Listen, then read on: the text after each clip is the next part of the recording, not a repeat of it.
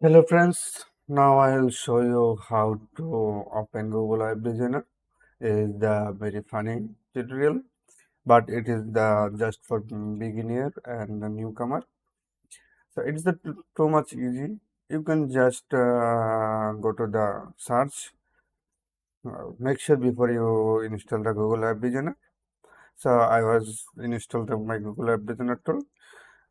So first of all, you go to the search, then you can just here Google App Designer, then recommend here. Then you can just click on the Google App Designer.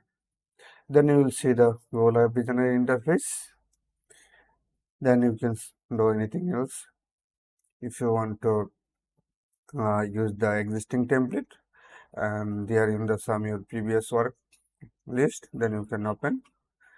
So thank you for the watching and like and subscribe our channel.